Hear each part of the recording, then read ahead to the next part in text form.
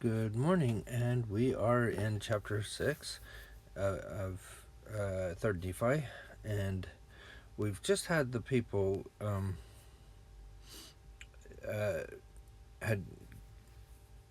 were going to be attacked by the Gadianton robbers, and they all gathered together, had 7 years of where they of food to be able to be supplied, and the Gadianton robbers were defeated.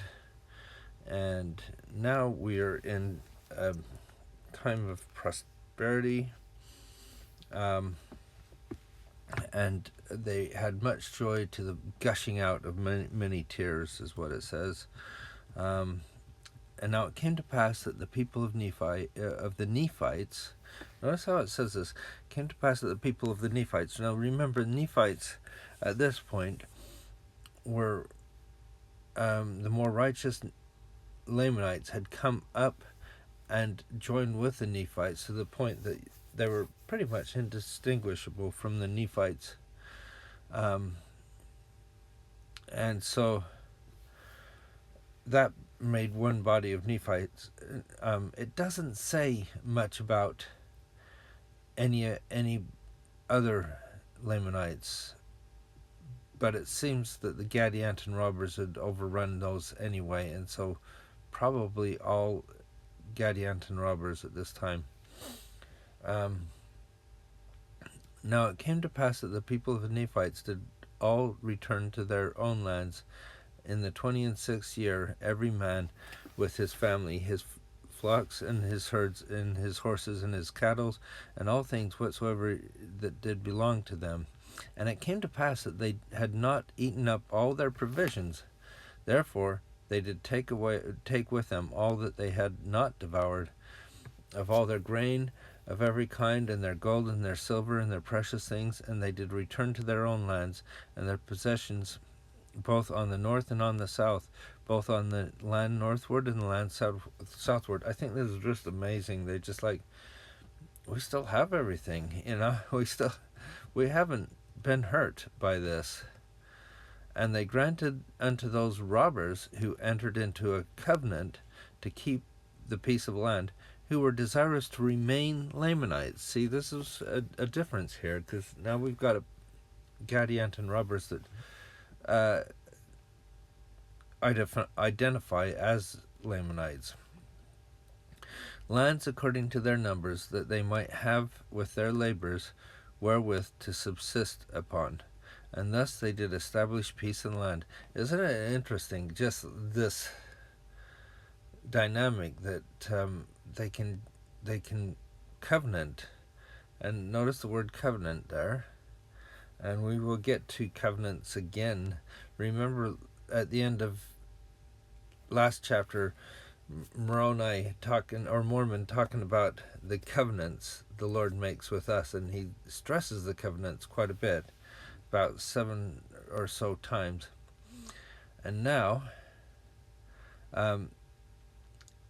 he talks about the covenant that these people made, that they might labor, and thus they establish peace in the land.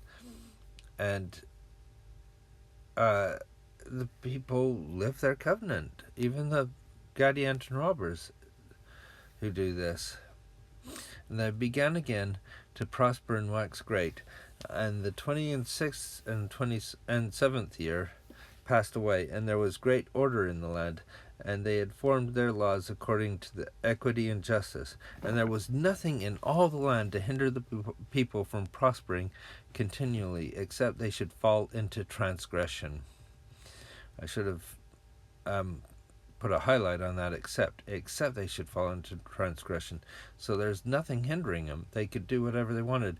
Now it was Gidgiddoni and the judge Lyconius and those who had been appointed leaders who established this great peace in the land. Okay.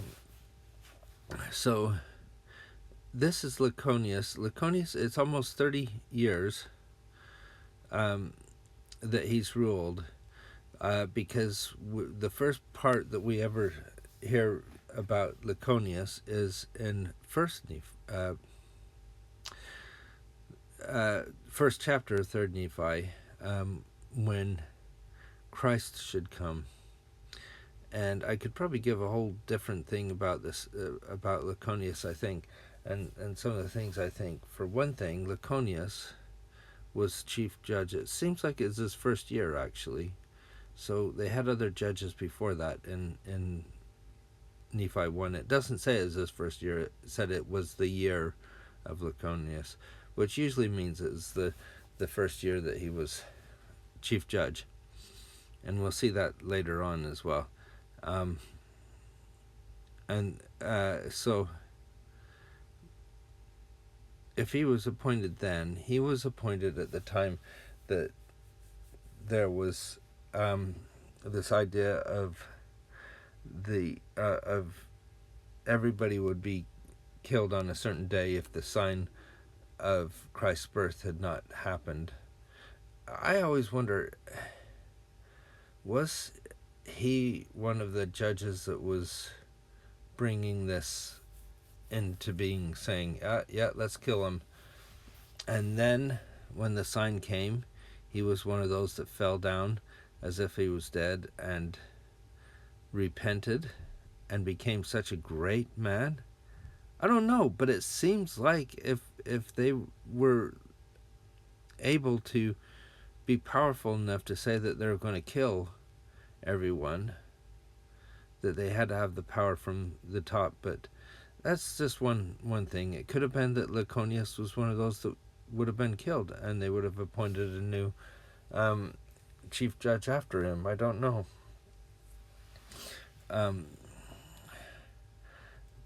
Anyway, it's way more than I wanted to talk about, but it's just something on my mind about Laconius. Laconius has been chief judge for over 30 years, and that was a lot going on in those 30 years.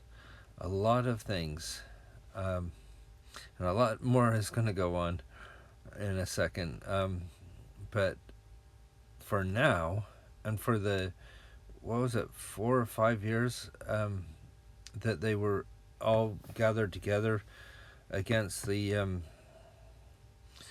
Gadianton robbers, people are being righteous. So we're talking about probably at least 10 years of people being righteous as we go through this.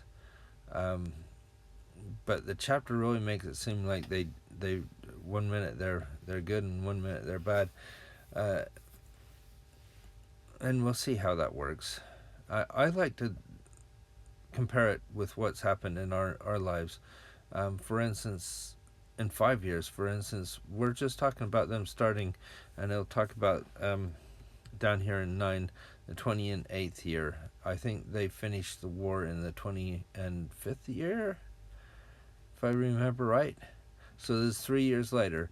What happened 3 years ago? Oh, well, we were still in some parts of lockdown, and we were still worried about COVID, and we were all being immunized.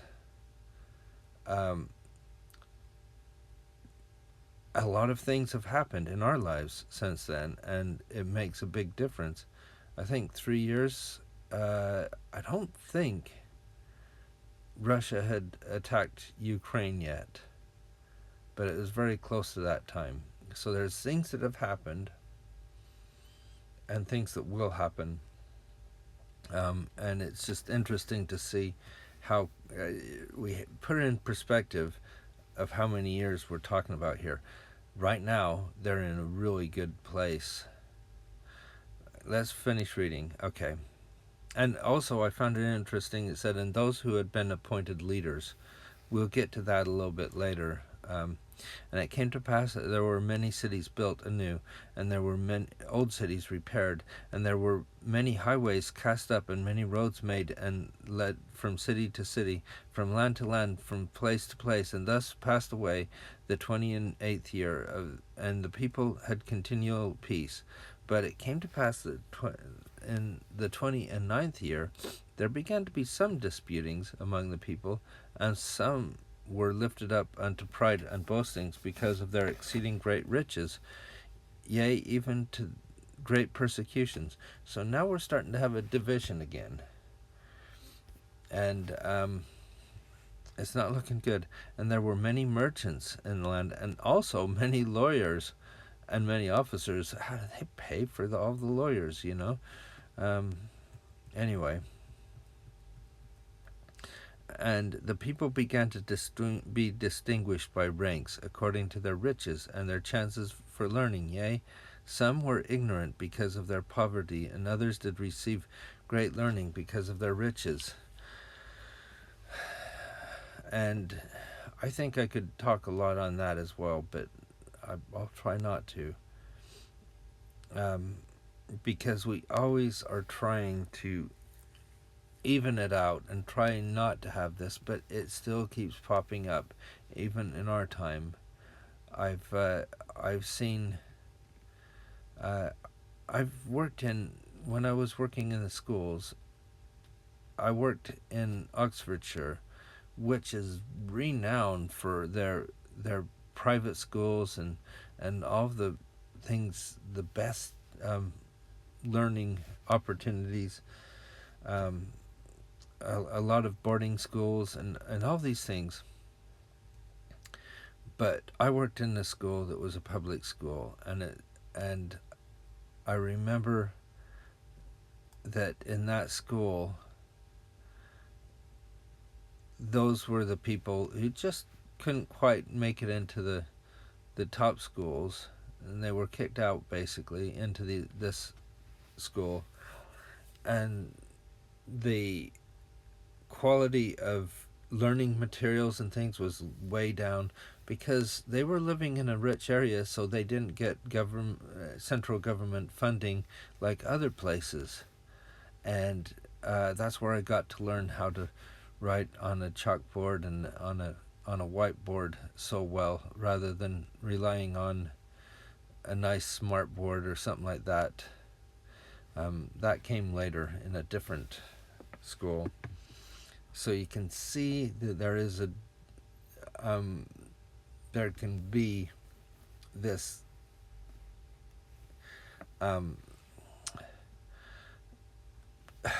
different categories according to chances of learning, even today, even though they try not to. And there have been. I've been in a school in some of the poorest areas, and the government has given them money and things, and they have some good equipment. So it's not that we're not trying, but sometimes it still shows up. And some were lifted up in pride, and others were exceedingly humble. I love the fact that there's always that dichotomy there. There's always, when people are lifted up in pride, you'll find people that are humble.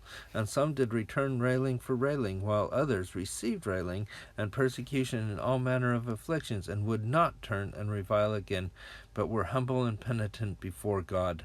And thus there became a great inequality in all the land, insomuch that the church began to be broken up.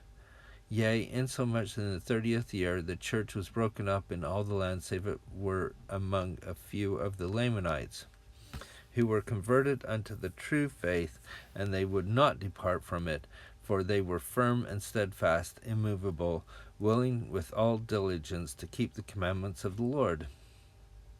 Wow. It's like the whole church has been broken up. That can happen if we're not trying to be more humble in ourselves, and if we let pride come into the church. Notice the church was the thing that broke up first. Now the cause of iniquity of this people was this: Satan had great power unto the stirring up of the people to do all manner of iniquity, and to puffing up with pride, and tempting them to seek for power and authority and riches and vain things of the world. Now notice it says Satan had great power. Now I mentioned a long time ago when we were doing the Isaiah chapters in 2nd Nephi, Satan isn't innately with power. he absorbs power from those around him. People around them give him power.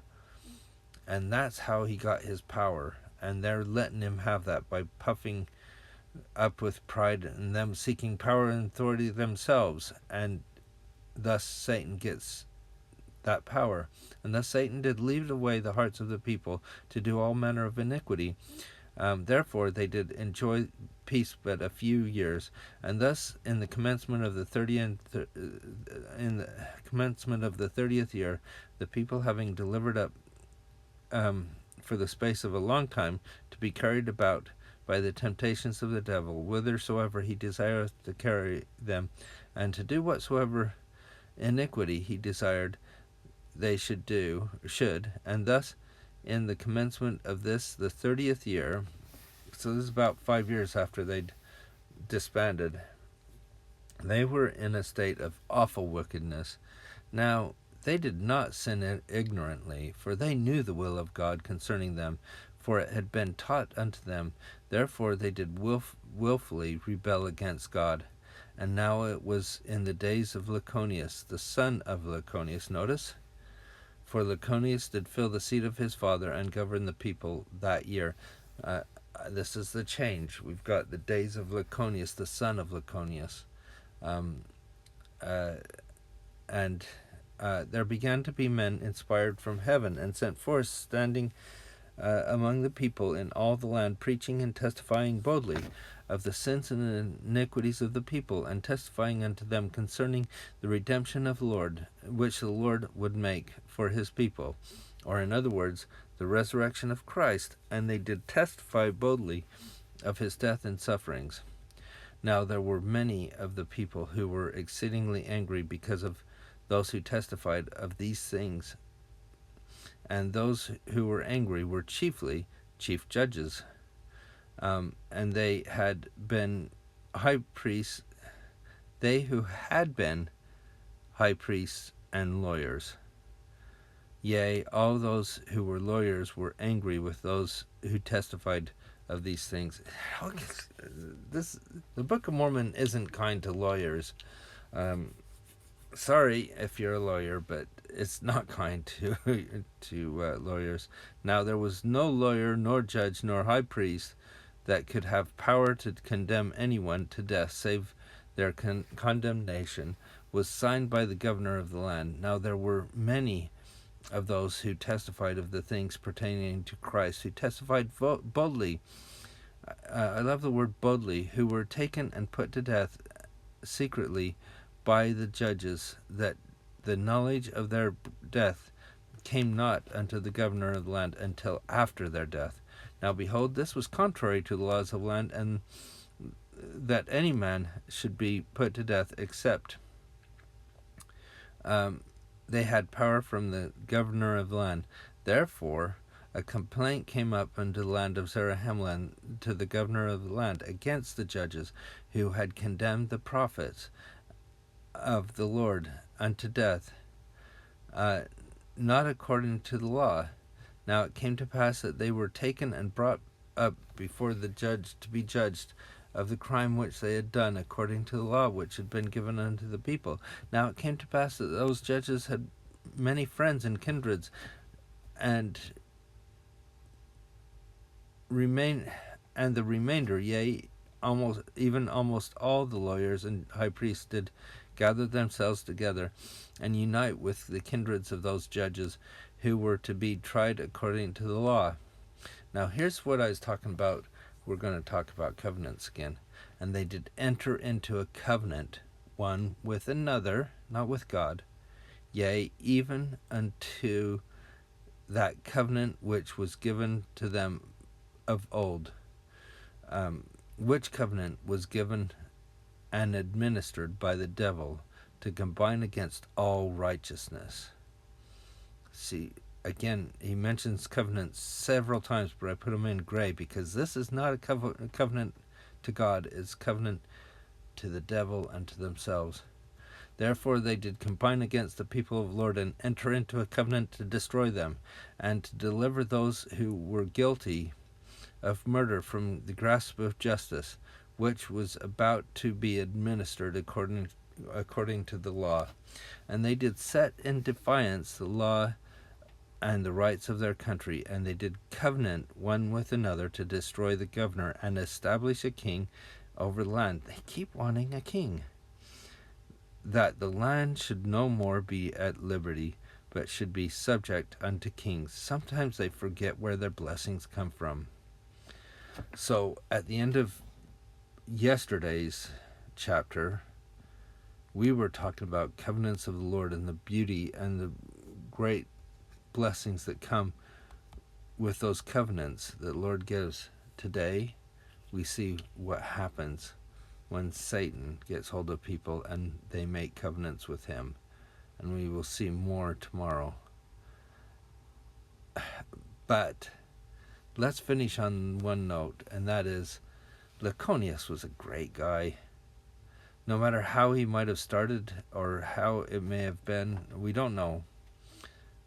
But for 30 years, he really tried hard to lead these people. And his son is trying to do the same and do what's right.